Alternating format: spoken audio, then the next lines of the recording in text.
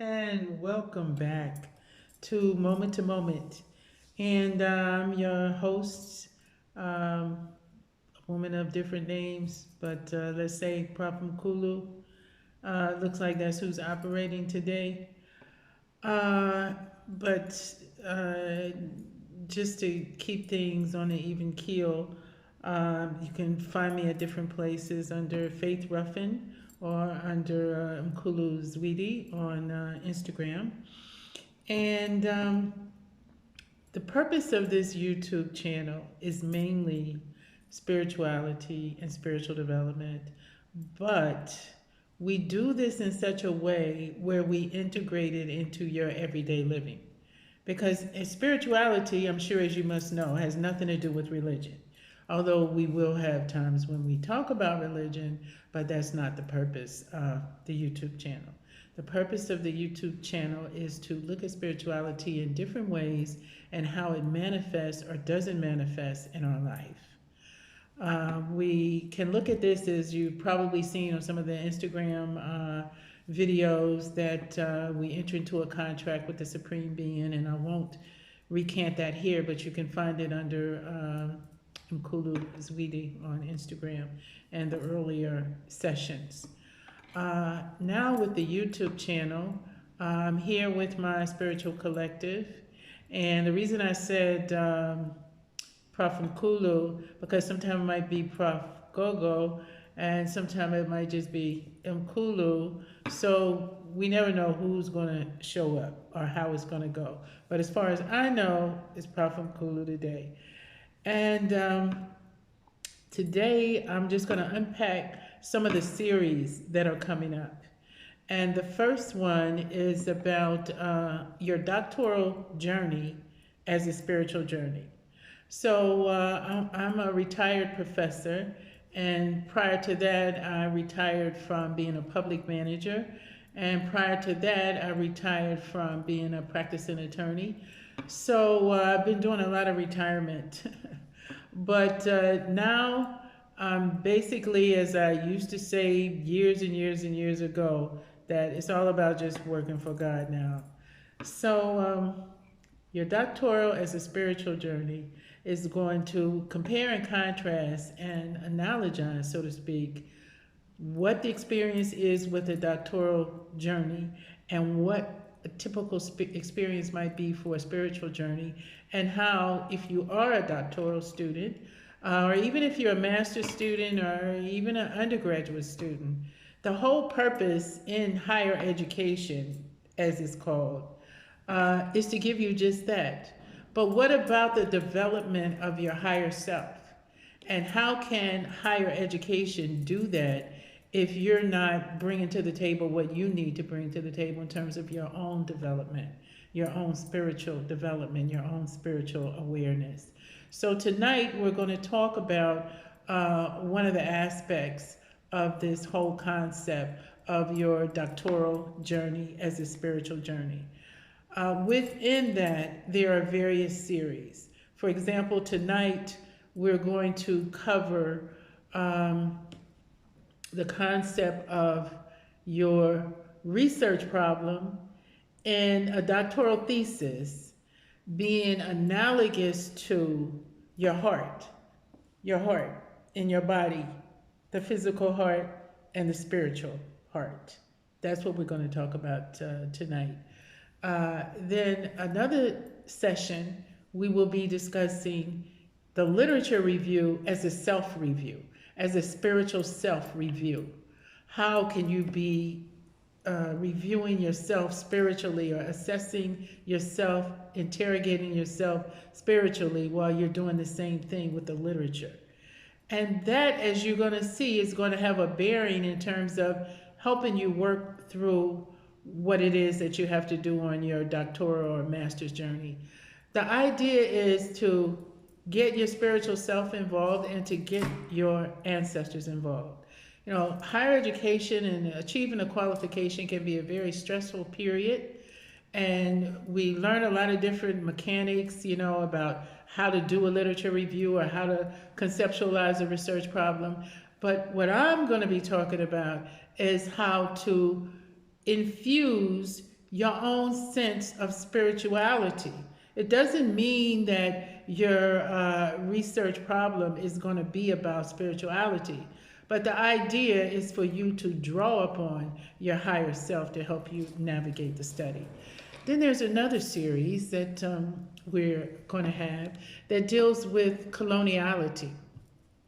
So now you're going to be noticing, just to tell you a little bit more about myself, I'm going to be integrating the various roles that I've played and the different places that I've worked and professions that I've been in into all these different series and sessions. So, for example, the one on coloniality. Hey, what is coloniality? What is decoloniality? You know, you often hear people say, decolonize the curriculum, what does that mean? Or decolonize research, what does that mean? So we're going to unpack that when we talk about coloniality, but not so much on the higher education aspect. It's mainly going to be about us as human beings, part of a human family, the vibrations, the frequencies that we emit, and whether, to what extent, those vibrations, those frequencies perpetuate coloniality, or does it bring to bear things such as cognitive justice because of the marginalization that's happened in the past. And for example, I couldn't believe it. This has happened to me like, I think 3 or 4 times since I've been living in South Africa. You know, people will ask me in the shop, where are you from? And I tell them, I'm from here. Because I have ancestors from here. And it's my ancestors that brought me back here to carry on. Kosi, to carry on their work. So, and I tell them, yeah, that I'm from here, but then they tell me, okay, you talk funny.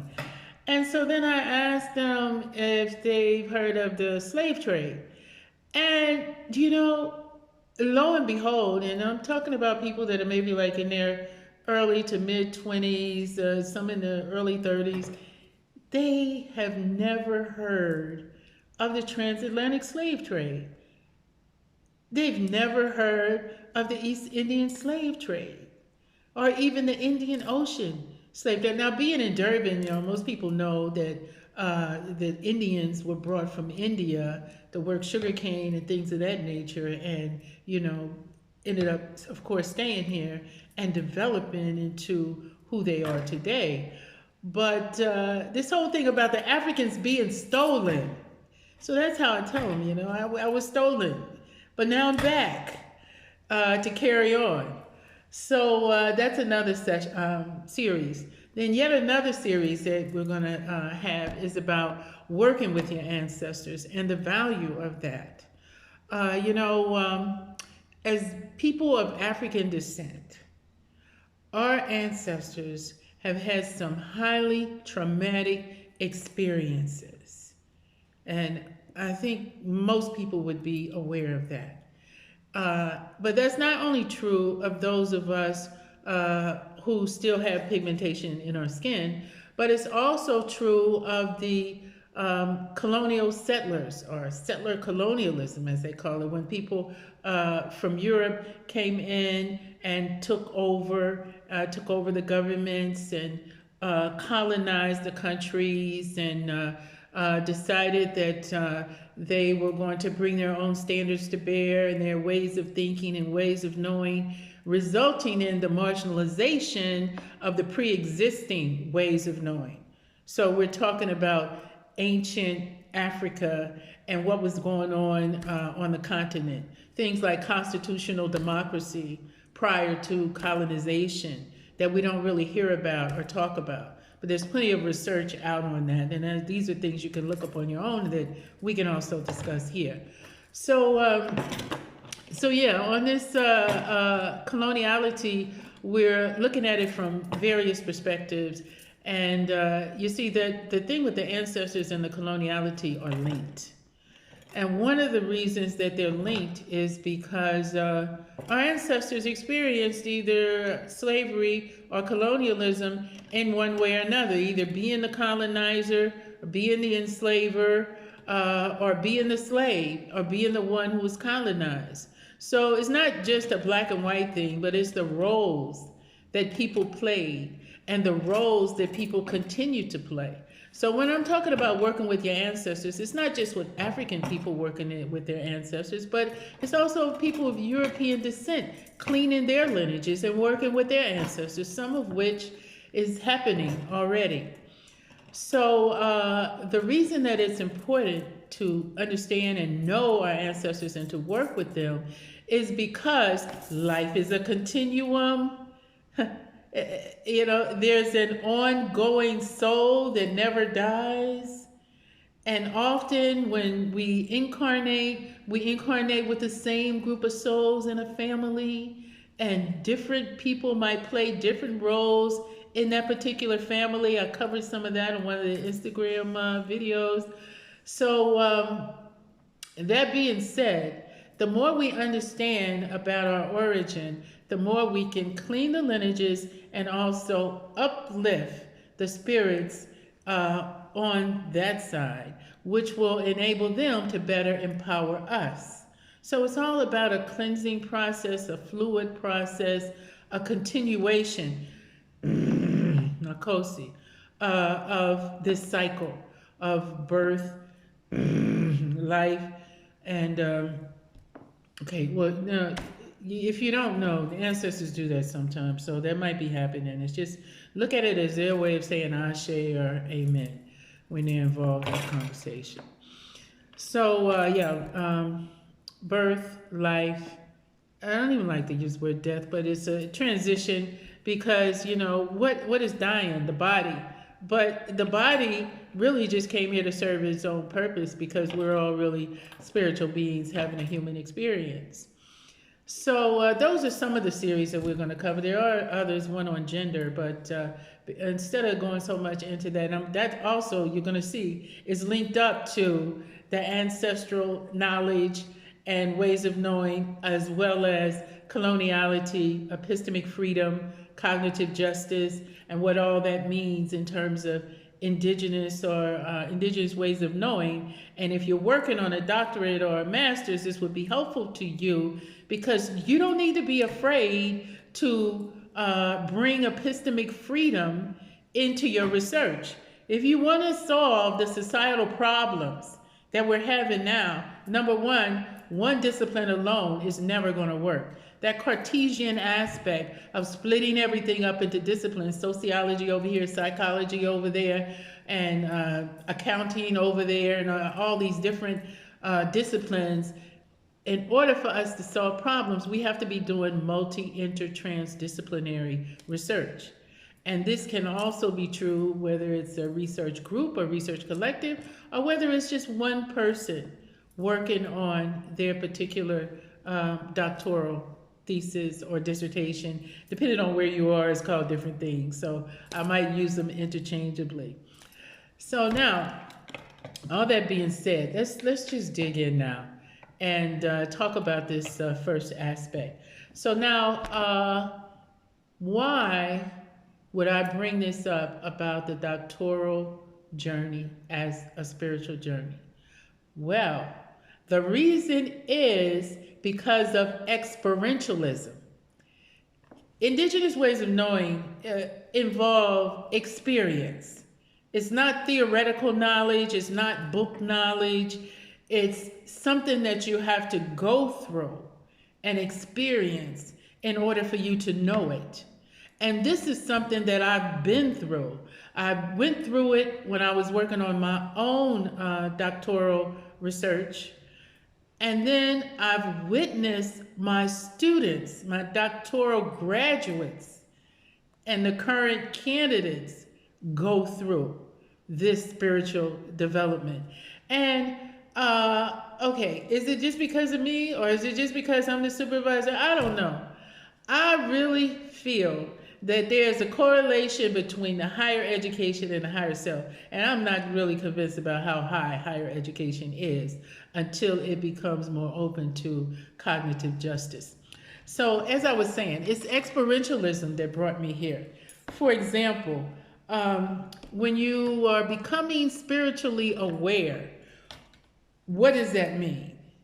That usually means that you're developing a consciousness that you're starting to see things different, and you know that you're growing closer to recognizing that there's a certain oneness in the universe, that there's an integrated relationship between the windows, the buildings, the trees, the flowers, the oceans, the rivers, all the forces of nature.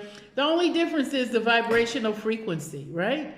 The only difference is, yeah, we all vibrate differently, but yet we're all connected. We're all one. The vibrations, the frequencies play a big role. So that's the first thing. When you become spiritually aware, you start to recognize that there's a oneness. So whatever we're doing to any human being or to any plant or to any earth or whatever we do to the ocean or whatever, we're doing it to ourselves. We're really doing that to ourselves. You know, we have this thing about nature was made for people to enjoy it or people to control. I don't think so. I don't think so. Because if you look into indigenous ways of knowing, you'll find out, and even the whole New Age thing, New Age is not that new, but we'll talk about that another time. But the point is that in indigenous ways, whether it's African indigenous ways or whether it is happening in North America with indigenous people or in Australia or New Zealand or wherever it may be, this consciousness of the oneness of nature is a running theme. It's prevalent. So that being the case, when a person is becoming spiritually aware, they start to recognize that. And then they start to, consider the impact that their behavior or their vibrational frequencies, what impact that's going to have on others, including the natural environment. So there are a lot of different ways that people become spiritually aware. We're not going to unpack those right now. But the point here is that you start to recognize that there's a wholeness. So now what is going on with a doctoral study? In a doctoral study, that's considered, as far as I know, the highest degree in higher education. So that means that you are going into a field or believing yourself to be able to make a contribution to a field that is going to be uplifting and that's going to increase knowledge and take people to a higher point. So just like your spiritual aspect is concerned with your higher self, your doctoral study is also concerned with the higher development of knowledge. So that's the what. You know, what do we mean by the doctoral study? You're going to be a researcher, hopefully, prayerfully, and you're going to be contributing to the knowledge to uplift and make things higher. And in your higher self, you're starting to recognize your relationship with the Supreme Being, whoever, however you deem the Supreme Being to be. There's a lot of different ways of looking at that, which we'll talk about that when we're talking about the ancestors. So now that's the what. So why? Why do I want to analogize the research problem with your, for example, your heart? The bigger picture with that is because when you are on your road for spiritual awareness, the why there is because you start to question your purpose. Why am I here? That type of thing. Well, with the doctoral study, you're questioning issues or problems. Why is this situation the way it is? How can this situation be different? What would make things better? So you're asking the same questions. You're questioning yourself, your purpose, and then when you're looking at your doctoral study, you're questioning various issues or problems. As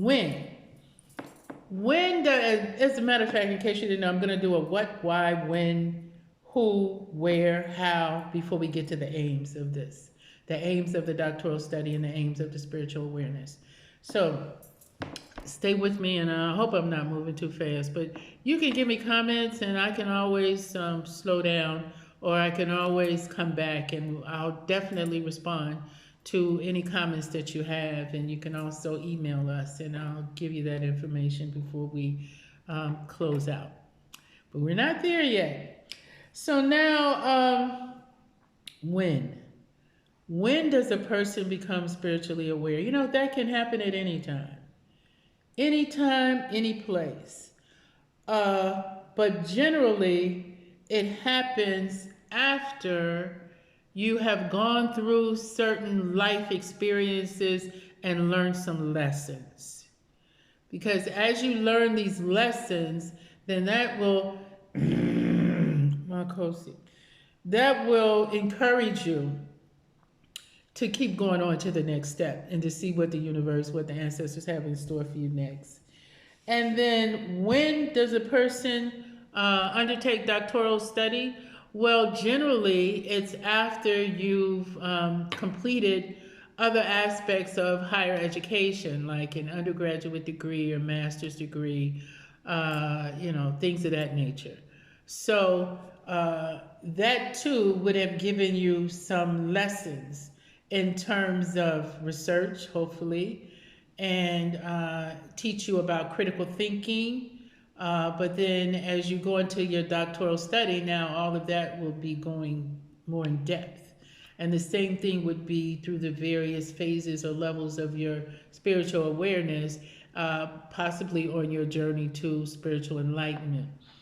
So now, okay, I hear you. What's the difference between spiritual awareness and spiritual enlightenment? Just so the quick answer is, in the spiritual awareness, you are becoming cognizant of something that's going on. The spiritual enlightenment means that you are, because of the way that you've worked on yourself, because of the way that you've went inside and dealt with the childhood traumas. Look, we all have them. And, even dealt with the ancestral traumas. We all have them. Any human being has them. Even my cats and dogs have them. My goats, they all have them because they went through things that get into their DNA and continue to affect them. So when in the spiritual enlightenment, you've done all this work and it's a lot and it's painful, can be painful, it should be painful. And it's like you get to a point where you're coming out of this suffering. I don't even think I can edit all this stuff out, so it's just going to be like that. They're just letting you know they're here, okay? You might not see them, but they're here. So yeah, you want to get past these phases, the suffering, and you coming to a point of, how can I say, where you recognize the impermanence that exists, and you come on an even keel, so to speak, and you become, you no longer react to things that you would have reacted to. So, it can go deeper than that, but I think that I want to leave it there for now. With the enlightenment, it's not really so much neutrality as it is that that with your relationship with Dharma, for example, that's become a part of your life and your way of knowing and way of being, the things that might have bothered you 5 or 6 years ago won't bother you anymore. You'll have a different level of consciousness with it. So, but then, you can always be a self-study here, come in and tell us in the comments what your concept is of enlightenment, so we can go on with the discourse. Speaking of that, I have a colleague who's like, oh, well, she's really into discourse. Yeah, I am. Because, we need to talk about things. So that's the when. Where? Where does the spiritual awareness happen, and where in your life, for example, and where does this doctoral study happen? Geographically, either one of them can happen any place, any time. You can become spiritually aware any place, anytime, any age, it doesn't matter. With your doctoral study, you can uptake that study any place, anytime, anywhere, regardless of how old you are. You know, I turned 50 when I was working on my doctorate, and I was the oldest person in the class. In fact, a lot of the students thought that I was the professor or instructor, whatever you want to call it. And if it haven't been an instructor or lecturer before, I worked on my doctorate, I even felt funny, you know, sitting in the student's seat. So anyway, so it can happen anytime. Now, where does it happen in terms of your consciousness? Well, your spiritual awareness, for example, would be happening in your heart, it's happening in your soul, it's happening in your spirit. On the other hand, that's on the one hand. On the other hand, your doctoral study is happening more so in your mind and your ego generally. But we're going to talk about how other parts are really involved. You know, one of the things with this Cartesian aspect is separating the spirit out of everything. And in indigenous ways of knowing, the spirit was always integrated into anything. And then we wonder why people lose their moral compass, or we wonder why we have the issues that we have today, because, you know, we put the spirit over here and the mind and all this stuff over here. No, no, no. And, you know, no mind-body connection, we all know that could never be the case. So, okay, so your doctoral study mainly in your mind and your ego, and your spiritual awareness made mainly in your heart, your soul, your spirit. All right. Now let's go to who. Okay, who experiences spiritual awareness? The part of you that becomes unsettled. You know, when something within you is telling you something is just not right, it's off. You are feeling off kilter, so to speak. You know, you can't put your finger on it, but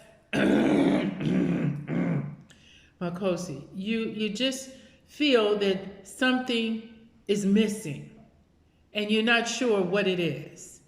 So, and at the same time, that same part of you that's feeling unsettled, Makosi, is also opening itself up to its connection with the Supreme Being, whoever you deem the Supreme Being to be. So now, once that starts happening, it's really your higher self, your guardian angel. You know, we all have guardian angels, you know, and I believe there's more than one. You know, they could be spirit guides that are within your family ancestral line. It could be spirit guides who are not in your family ancestral line, but they with us, they work with us. They're getting very excited, Marcosi. And so that being said, this is the simultaneous, you feeling unsettled, but then that's like the universe is reminding you, you know, because there's a lot of things that we know that we don't even know that we know, and we need to be reminded. So that unsettling is like tapping you on the shoulder saying, hey, hey, hey, hey, you need to be getting with something here. And that's the same opening that allows you to become more spiritually aware on your path to enlightenment. So now let's look at who or what part of you is undertaking this doctoral study. That would be, think about this now, that would be the part of you who is uncomfortable with something that's going on in the world. Something is troubling you, or should be. Now, I mean, I know it's a lot of different reasons people go into doctoral study, you know. For example, some people might just go in because, you know, they think they get an increase in salary, or they want the prestige, or this or that. But if you're going to do this, there must be something that's bothering you, because you're going to have something to study, which, you know, is what's going to bring out the research problem. So there's a part of you that's unsettled with something that's happening in society, in the world, whereas in your spiritual awareness, you're unsettled or discontent with something that's happening within you. how does spiritual awareness happen, and how does the doctoral study happen? All right, so now, how does the spiritual awareness happen?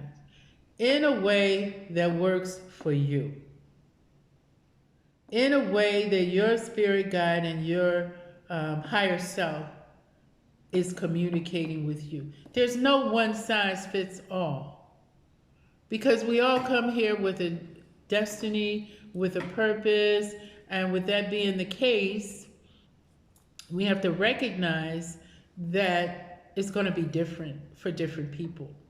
It could come through the dreams you're having. It could become because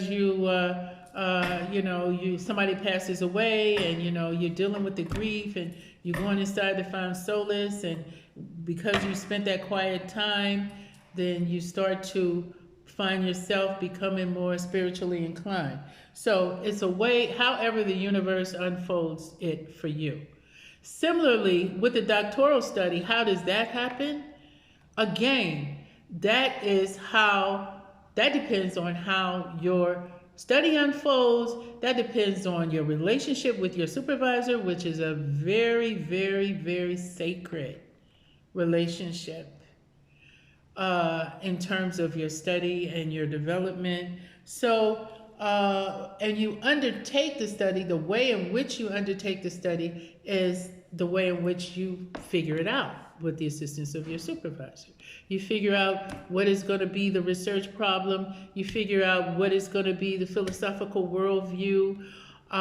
You figure out, for example, what the research methodology is going to be, what your sample is going to look like.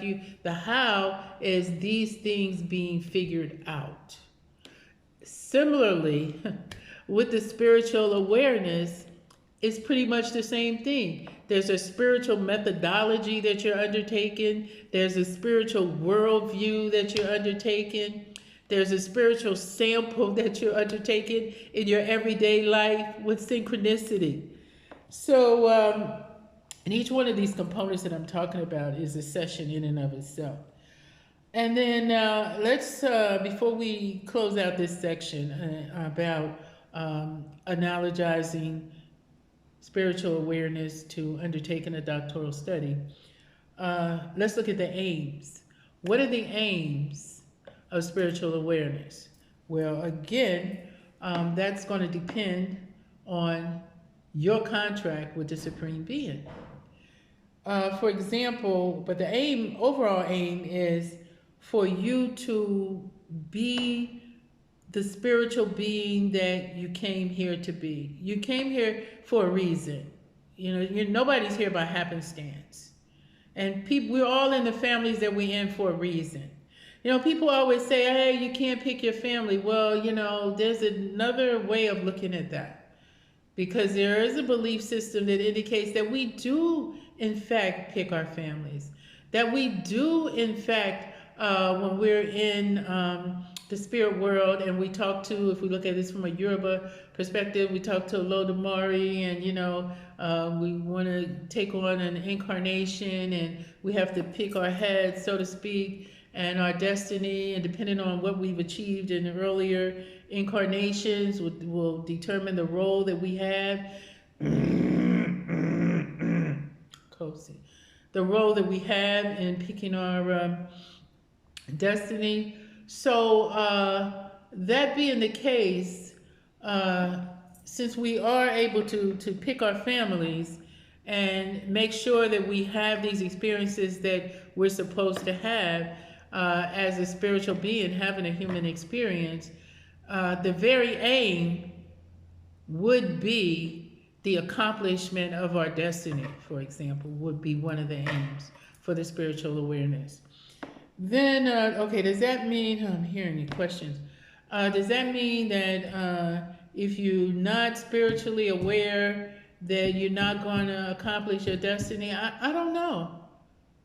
I don't know. I mean, in my view, you have a better opportunity to accomplish your destiny if you're spiritually aware. But if you have no spiritual awareness and you're not interested in spiritual awareness, then maybe that's what you decided that you picked that was going to happen this time around. So there's no one set answer. There's no absolutes. That's why it's important to have different ways of knowing and different views. What are the aims of a doctoral study? Now, again, that definitely differs, as I was alluding to before. Some people it's the prestige. Some people it's a career progression. For some people, because they feel that they'll be able to earn a higher salary. For some people, it might be because they want to solve some of the problems that exist in society, to make contributions. For others, it might be that they want to work with others along the way. Sometimes when I think about it, a supervisor can be like a shaman, the way you're pulling them along, the path, But I don't know how much of a shaman you can be if the supervisor hasn't done their own spiritual development, but that's not what this session is about. So, it's going to be different, like they say, different strokes for different folks in terms of the aim of the doctoral study. What are the outcomes of the spiritual awareness? What are the outcomes of the doctoral study? Well, the outcomes of the spiritual awareness in part would be, of course, the evolution of your soul. So that when you return to the spirit world and, it's determined, and you hope determined, whether you're going to, how can I say, lay back for a little while, or whether you're going to look to come into another incarnation, or what are you going to do next? Because remember, this soul never dies. This soul goes on and on and on.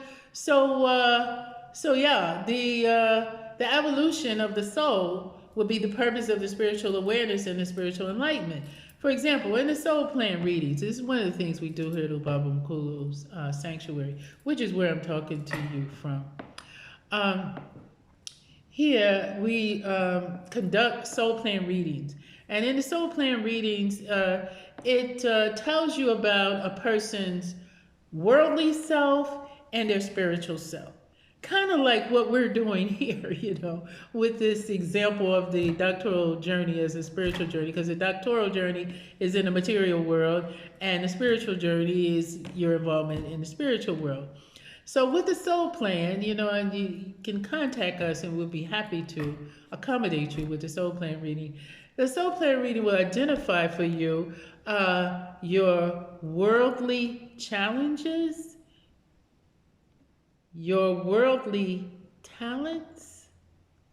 What are you naturally good at? And your worldly goals. What did you come here to accomplish? Your challenges, your talents, and your goals. That's on the worldly side. Then on the spiritual side, and when we do these readings, we integrate all of these too, because we're just into that holism. So, but on the spiritual side, it's the same thing. You have your spiritual challenges, you have your spiritual talents, and then you have your spiritual goals.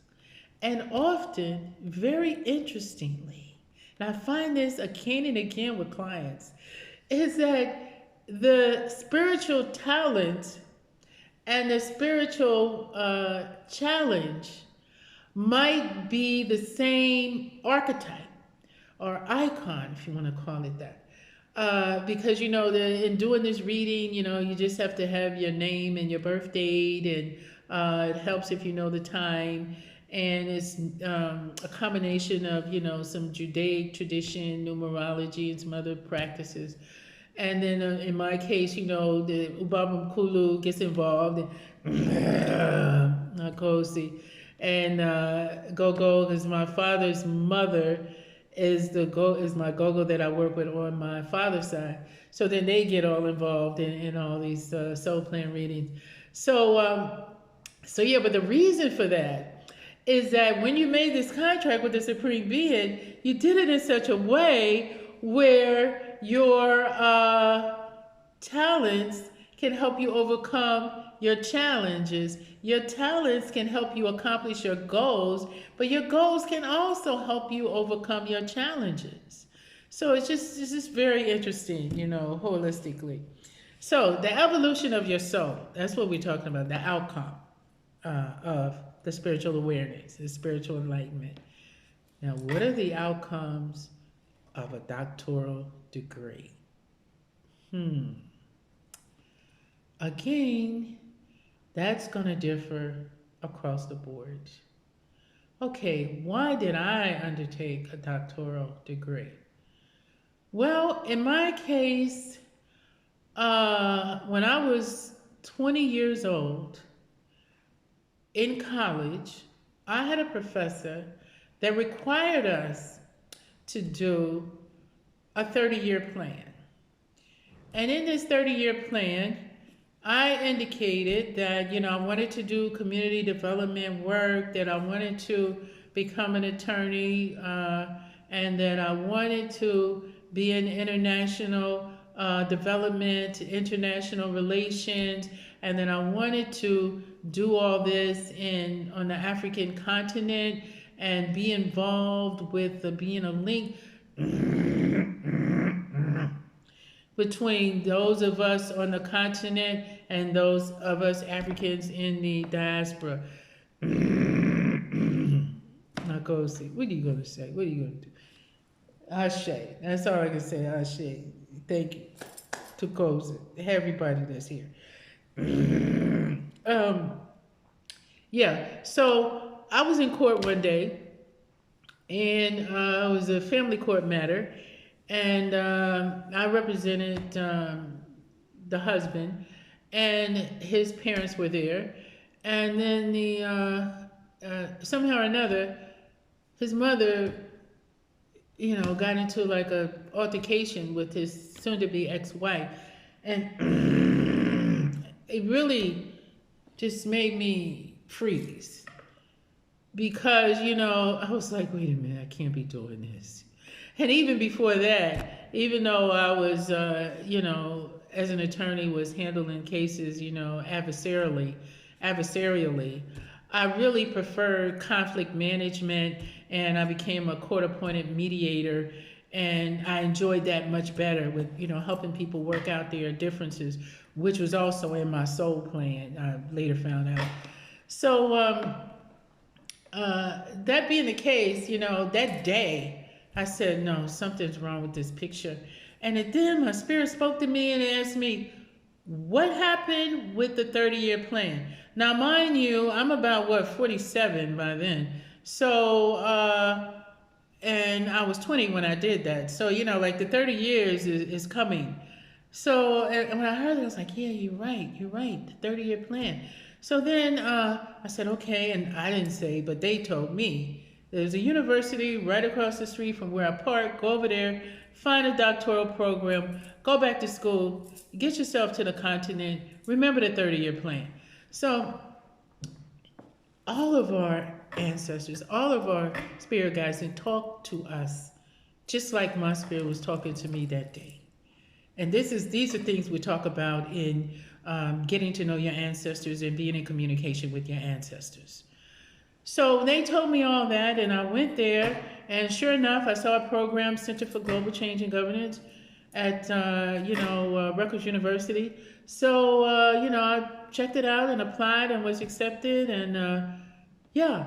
So then I had to figure out, okay, where am I gonna go after I finish that? And of course, I had readings about where to go, and this was my reading was about being where I am here in South Africa. So the point I'm making though is that why did I go take on this doctoral study? Because I was looking for a career change. I was looking for it. As much as I loved practicing the law, and even when I was a little girl, people used to tell me, you're going to be a lawyer, you're going to be a lawyer. But I didn't want to for a long time because I felt lawyers were liars.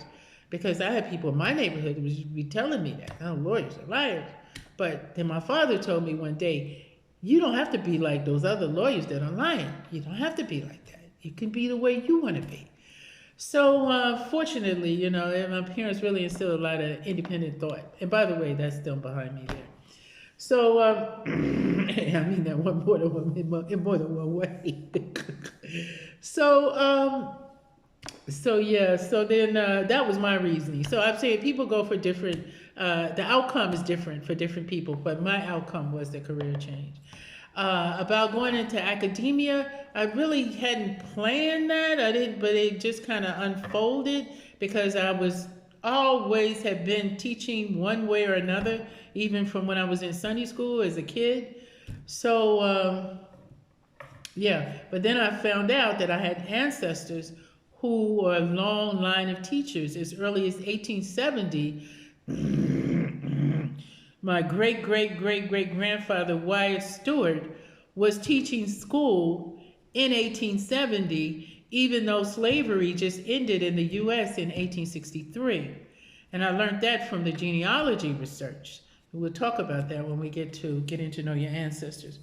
So now, what we've talked about is the what, why, when, where, who, how, and the aims of objectives when it comes to analogizing, on the one hand, spiritual awareness, and on the other hand, undertaking a doctoral journey.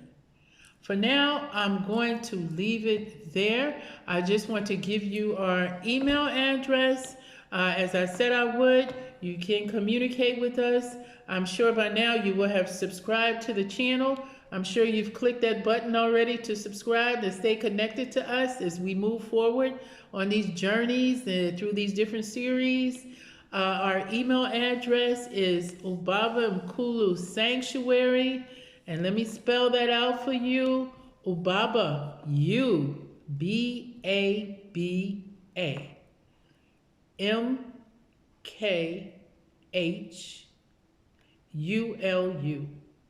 Sanctuary, S-A-N-C-T-U-A-R-Y,